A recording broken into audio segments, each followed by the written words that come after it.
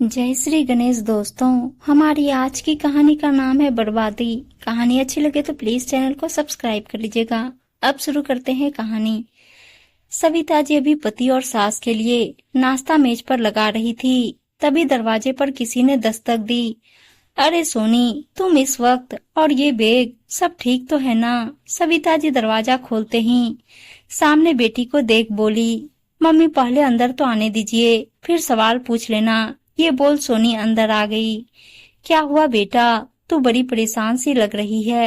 आ बैठ, नाश्ता कर पहले, फिर बात करते हैं। सोनी के पिता प्रमोद जी अपनी लाडली को देख बोले, नहीं पापा, मुझे कोई नाश्ता वास्ता नहीं करना। आपने कैसे घर में मेरी शादी कर दी, जहाँ मुझे सभी कैद में रखना चाहते हैं। सोनी गुस्से में बोली, ऐसा क्या हो गया जो इतना गुस्से में यहाँ चली आई हो? सविता जी परेशान हो बोली, तुम तो रहने दो, ये उसके पिता का घर है, जब उसका मन करेगा आएगी, समझी तुम? जाओ मेरी पोती के लिए नाश्ता बनाओ। किसी के कुछ बोलने से पहले सोनी की दादी राधा जी बोली, असल में सोनी राधा जी और प्रमोद जी की लाडली है। ऐसा नहीं कि सविता जी उसे प्यार नहीं करती, पर जहाँ सविता जी सोनी को अच्छे बुरे की, गलत सही की पहचान करवाने को थोड़ा सख्ती बरतती है, वही प्रमोद जी और राधा जी उसे सह देते हैं, जिससे सोनी थोड़ी जिद्दी और नकचरी बन गई है। सास और पति के आगे सविता जी की चल नहीं पाती और वो मन महसूस कर रह जाती है। अभी 1 महीने पहले ही उसकी शादी दीपक के साथ जोर शोर से हुई थी और आज वो अपना सामान बांध मायके आ गई थी। सविता जी वहाँ से जाने लगी, तभी फोन बजा। हेलो मम्मी, नमस्ते, मैं दीपक। सोनी वहाँ आई है क्या? पता नहीं कहाँ चली गई बिन बताए। हम सब यहाँ परेशान हैं। सविता जी के फोन उठा। हेलो बोलते ही दीपक परेशान सा बोला, जीते रहो बेटा, हाँ वो यहीं आई है, पर ऐसा क्या हुआ जो वो बिन बताए अपना सामान लेकर आ गई? सविता जी ने पूछा। कुछ नहीं मम्मी, रात ये देर से घर आई, दोस्तों के साथ पार्टी में गई थी।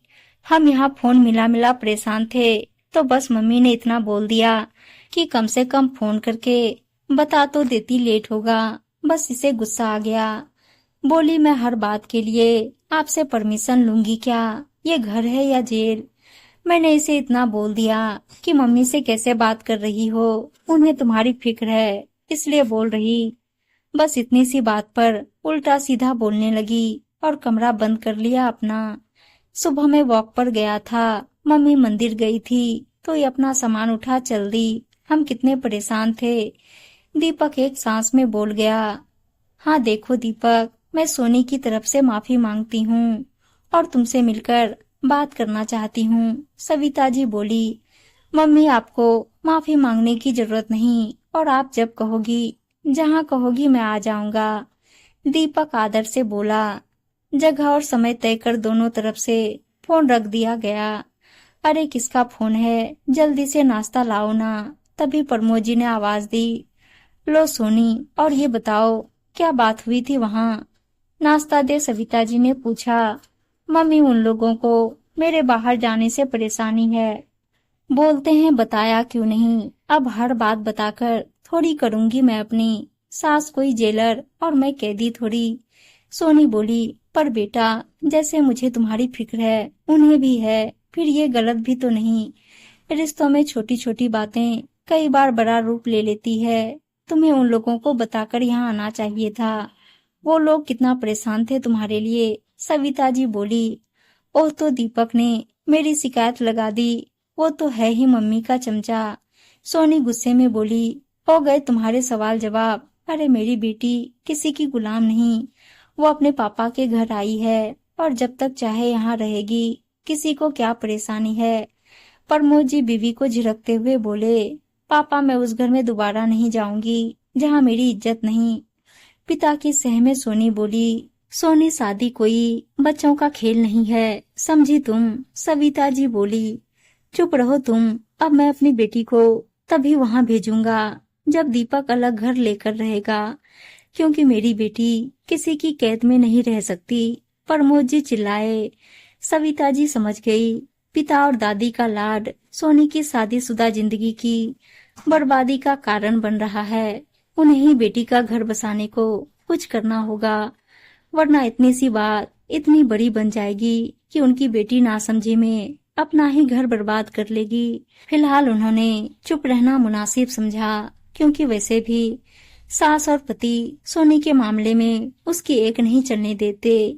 वो शाम को दीपक से मिलने का इंतजार करने लगी। दीपक बेटा, सोनी थोड़ा नासमझ है पर दिल की बुरी नहीं है। सारी बात करने के बाद सविता जी दीपक से बोली, जिसे मिलने वो एक कैफे में आई थी।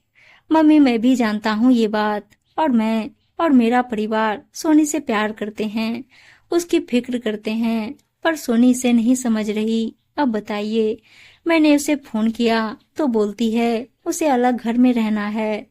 मैं भला अपने माता पिता को कैसे छोड़ दूं? दीपक बोला, बेटा तुम्हें किसी को छोड़ने की जरूरत नहीं, और अब तुम सोनी को फोन भी नहीं करोगे। अपनी नासमझ बेटी को कैसे सही राह पर लाना है वो तुम मुझ पर छोड़ दो। सविता जी मुस्कुराते हुए बोली, मम्मी आप क्या करेंगी? देखिए, मैं सोनी से बहुत प्यार करता हूँ, इस बात का ध्यान रखिएगा। दीपक बेचैनी से बोला, जानती हूँ बेटा, और मेरी बेटी का नसीब अच्छा है कि तुम उसे पति के रूप में मिले हो। तुम फिक्र मत करो, सोनी खुद अपने घर वापस आएगी, ये मेरा वादा है तुमसे। सविता जी बोली। फिर दोनों एक दूसरे से विदा ली। इतनी देर कहाँ लगा दी बहू तुमने? तुम तो बाजार गई थी ना? घर में घुसते ही राधा जी ने सविता जी से पूछा। वो माँ जी, मैं वकील के पास गई थी। सविता जी बोली, वकील के पास? पर क्यों? तभी वहाँ प्रमोद जी सोनी के साथ आए और बोले सोनी और दीपक के तलाक की बात करने। सविता जी शांत स्वर में बोली, तलाक? ये क्या कह रही हो आप मम्मी? मैंने कब कहा? मुझे दीपक से तलाक चाहिए। सोनी तलाक की बात सुन भड़कते हुए बोली, बहू ये क्या बोल रही है तू? कैसी माँ है जो अपनी 1 महीने पहले बिहाई बेटी के तलाक की बात इतने आराम से कर रही है?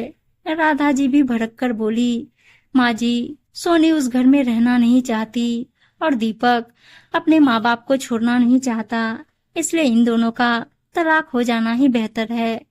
क्या फायदा रिश्ते को बेवजह खींचने का? क्यों सोनी बेटा? सविता जी बोली। लेकिन सविता, हम दीपक को समझाएंगे और मुझे यकीन है वो मान जाएगा और हमारी बेटी के लिए अलग घर ले लेगा, और अगर उसे घर लेने में दिक्कत होगी तो हम दिला देंगे नया घर। पर यूं बेटी के तलाक की बात करना सही नहीं है। प्रमोद जी, जो खुद तलाक की बात से सकते में थे, बोले, क्योंकि माँ बाप भले अपने बच्चों की नाजायज बातों का भी समर्थन करते हैं, पर कोई माँ बाप नहीं चाहते उनके बच्चों का तलाक हो। देखिए जी, हमारी बच्ची ससुराल में खुश नहीं, उसके ससुराल वाले उसे तंग करते हैं और दीपक भी उन्हें कुछ नहीं कहता। कल को वो हमारी बेटी पर और अत्याचार करे, इससे पहले हमें इनका तलाक करवा देना चाहिए। और मैं तो कहती हूँ लगे हाथ दहेज का केस भी डाल दो।